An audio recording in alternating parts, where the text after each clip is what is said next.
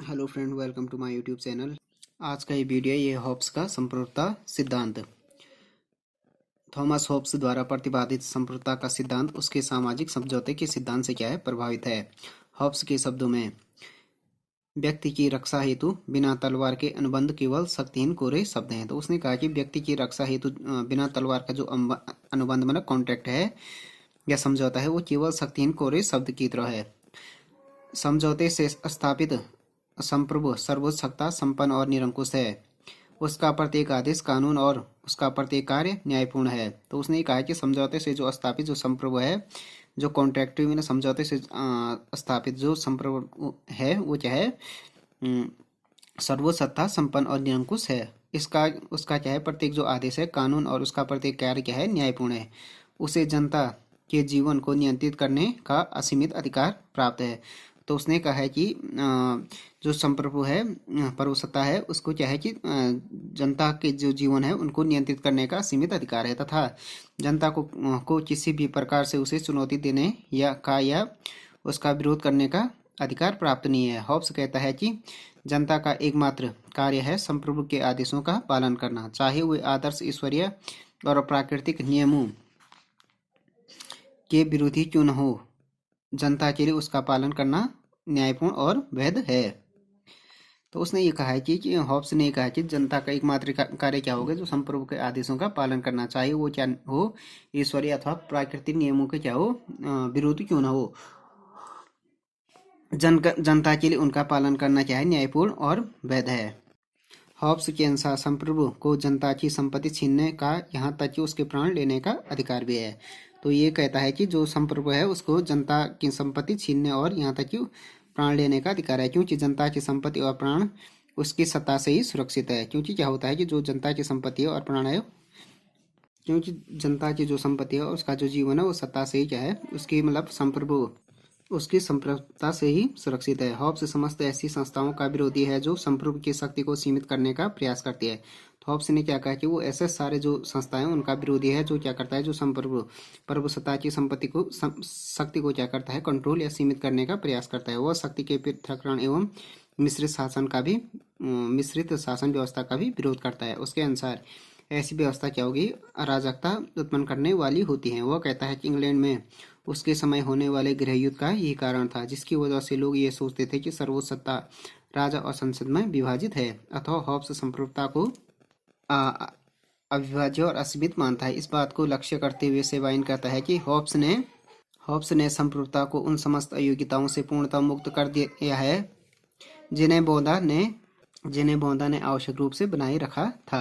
ये हॉब्स का ये मानना था कि संप्रभुता को कोई चीज़ कंट्रोल करे तो उसका क्या करना, उसका विरोध करता है ये सारी चीज़ों का, क्योंकि उसका ये मानना था कि ऐसी व्यवस्था क्या करेगी, अराजकता उत्पन्न करने वाली होती हैं। इंग्लैंड में वो कहता है कि उसके समय जो गृह युद्ध हुआ था उसका भी ये कारण था कि लोग यही सोचते थे कि सर्वोच्च सत्ता राजा और संसद में विभाजित था। संप्रभुता को संपूर्ण अविभाज्य और असीमित मानता है ये हॉब्स के अनुसार संप्रभु के निम्नलिखित कार्यों से उसकी असीमित और निरंकुश शक्तियों का परिचय मिलता है। तो उसका ये मानना था कि हॉब्स ने कहा कि संप्रभु के निम्नलिखित कार्यों से उसकी असीमित और निरंकुश शक्ति का परिचय मिलता है। फर्स्ट हो गया, वह जनता के विचारों और सिद्धांतों का नियंत्रण करे। दूसरा हो गया, उसे जनता की संपत्ति पर पूरा अधिकार है, वह इसे अपनी इच्छानुसार छीनने का अधिकार रखता है। तीसरा हो गया, उसे अपने प्रजाजनों के सब विवादों के निर्णय करने का अंतिम अधिकार है। चौथा हो गया, उसे अन्य देशों से युद्ध छेड़ने और संधि करने तथा अपनी नीति को क्रियान्वित करने के लिए प्रशासनों के संपूर्ण साधनों पर पूर्ण नियंत्रण रखने का अधिकार है। पांचों हो गए, प्रभु शासन के सब अधिकारियों की सत्ता का मूल स्रोत है क्या, संप्रभु। तो उसका ये मानना है कि जो जनता के विचारों और सिद्धांतों को नियंत्रण करे संप्रभु, उसे जनता की संपत्ति पर क्या होगा, पूरा अधिकार होगा, अपनी इच्छा अनुसार उसे छीनने का अधिकार रखता है। तीसरा हो गया, जो अपने प्रजाजनों के सब विवादों और जो विवाद हैं उनका निर्णय करने का जो अंतिम अधिकारी होगा वो क्या होगा, संप्रभु होगा। उसे जो दूसरे देशों से क्या युद्ध करने और संधि करने और अपनी नीति को क्रियान्वित करने के लिए क्या होगा, प्रजाजनों के संपूर्ण साधनों पर पूर्ण अधिकार रखने या पूर्ण नियंत्रण रखने का अधिकार है। हॉब्स का प्रभुसत्ता का विचार बौद्ध के विचार से क्या है, महत्वपूर्ण भेद रखता है, कम्प्लीटली डिफरेंट है।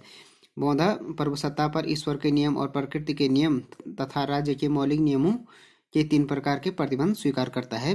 जो बौद्ध था वो क्या करता था, जिन बौद्ध प्रभुसत्ता पर ईश्वर का नियमों के, प्रकृति के नियम और राज्य के मौलिक नियमों के ये 3 प्रकार के प्रतिबंध को स्वीकार करता है, किंतु हॉब्स अपनी प्रभुसत्ता पर ऐसा कोई नियंत्रण नहीं मानता है। बौद्ध के अनुसार राजा को प्रजा की निजी संपत्ति छीनने का अधिकार नहीं है। हॉब्स इसे यह अधिकार प्रदान करता है, जबकि बौद्ध नहीं करता था प्रजा की निजी संपत्ति छीनने का। बौद्ध का संप्रभुता का सिद्धांत एक अपूर्ण सिद्धांत था। हॉब्स ने उसे सभी प्रकार की मर्यादाओं से मुक्त करके पूर्णता प्रदान की है। इस प्रकार जो हॉब्स की प्रभुसत्ता की धारणा क्या है, असीमित संप्रभुता की धारणा है। निरंकुशता और अविभाज्यता क्या है, उसकी प्रमुख विशेषताएं हॉब्स की प्रभुसत्ता है। उसका स्वरूप क्या है, कानूनी है। राज्य के समस्त शासन संचालन में संप्रभु क्या है, सर्वोच्च है। वही विधि निर्माता है, विधि को लागू करने वाला भी संप्रभु है तथा वह मुख्य न्यायाधिपति है। हॉब्स शक्ति के पृथक्करण में विश्वास नहीं रखता है। उसका संपूर्ण धरती पर ईश्वर की तरह शक्तिशाली है। उसका जो संप्रभु है वो क्या है, धरती पर ईश्वर की तरह क्या है, शक्तिशाली है। सैनिक और असैनिक शक्तियों का एकमात्र अधिष्ठाता ही यही है। राज्य का संपूर्ण प्रशासनिक वर्ग उसके द्वारा नियुक्त होता है और उसके कार्यों के लिए उसके प्रति उत्तरदायी होता है। वही उन्हें अपने पद से हटा सकता है। संप्रभु यही नहीं, राज्य के द्वारा प्रदान किए जाने वाले सभी सम्मान व उपाधियों को प्रदान करता भी वही है, संप्रभु।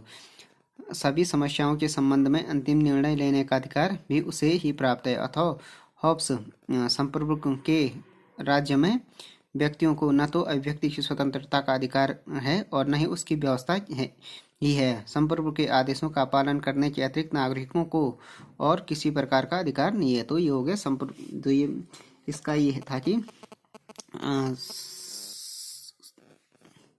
उसने कहा कि राज्य का, हॉब्स ने कि राज्य के जो समस्त शासन का संचालन का संप्रभु ही सर्वोच्च है। वो विधि निर्माता है, विधि को लागू करने वाला भी वही है। मुख्य न्यायाधिपति हो गया, चाहे ये क्या है, संप्रभु है, ईश्वर की तरह क्या है, शक्तिशाली है। और सैनिक हो गया, चाहे असैनिक शक्तियां हो गया, उसका एकमात्र अधिष्ठाता यही है। राज्य का जो संपूर्ण प्रशासनिक वर्ग होगा उसको नियुक्त करने वाला भी संप्रभु ही होगा। तो उसने कहा कि उसके जो संप्रभु के राज्य में, जो हॉब्स का संप्रभु का राज्य है, उसमें क्या है, न तो व्यक्ति को अभिव्यक्ति के अधिकार है, न तो उसकी व्यवस्था है। संप्रभु के आदेशों का पालन करने के अतिरिक्त नागरिकों के पास कोई भी अधिकार नहीं है। तो फ्रेंड्स, ये हो गया हॉब्स का जो संप्रभुता का सिद्धांत हो गया, उसके बारे में गया video. Thanks for watching this video. If you like this video, please subscribe my channel and like, share and comment on this video.